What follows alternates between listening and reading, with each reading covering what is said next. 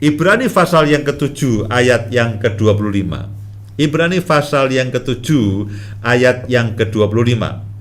Karena itu ia sanggup juga menyelamatkan dengan sempurna semua orang yang oleh Yesus datang kepada Allah. Karena itu Yesus sanggup juga menyelamatkan dengan sempurna semua orang yang oleh Yesus datang kepada Allah. Sebab Yesus hidup senantiasa untuk menjadi pengantara mereka. Tadi menjadi pembela, sekarang menjadi pengantara. Ya. Dia pengantara itu adalah orang yang seperti apa ya? Seperti mediator, seperti advokat itu yang membuat supaya kedua kubu ini bisa menjajaki ya. Itu supaya tuntutan kekudusan Tuhan.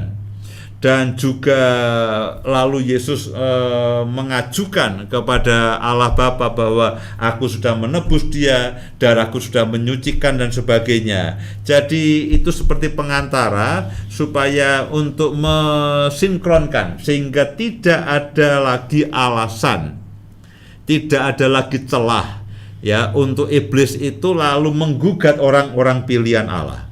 Ya di satu sisi ya, di satu sisi Yesus berpihak kepada tuntutan kekudusan Allah, tetapi di sisi yang lain dia juga berdiri sebagai manusia yang mengerti akan kelemahan. Ya, darah dan salib dan pengorbanan Yesus menjadi alasan mengapa dia menjadi pengantara, menjadi penghubung antara Allah dan manusia, dan dia mengkompromikan ya akan tuntutan Allah dan apa yang dia sudah lakukan bagi manusia, sehingga tidak ada lagi celah, tidak ada lagi penghalang untuk iblis itu menggugat berkat Allah dalam kehidupan saya dan saudara.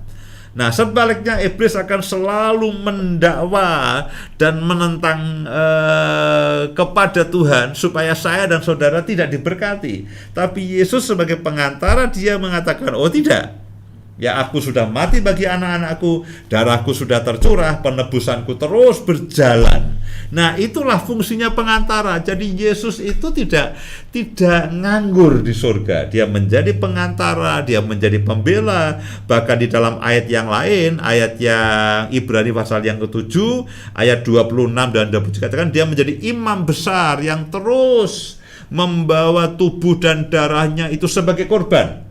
Ya, sebagai korban penebusan dosa. Jadi Bapak Ibu dan Saudara sekalian menyadari, memahami bahwa Allah Bapa di pihak kita dan siap mengaruniakan segala sesuatu bersama dengan Kristus.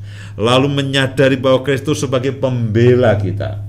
Ya, Kristus sebagai pengantara kita yang membuat tidak ada lagi penghalang, tidak ada lagi tuntutan, tidak ada lagi celah antara kita dengan Bapa, sehingga semua berkat penyertaan Bapa itu boleh kita semua nikmati. Iblis tidak punya celah untuk mencoba memisahkan kita dari kasih Tuhan. Iblis tidak punya celah untuk menuntut kita. Ya, seperti kalau di dalam pengadilan ada hakim, ada pembela, ada jaksa, lalu jaksa itu kan menuntut.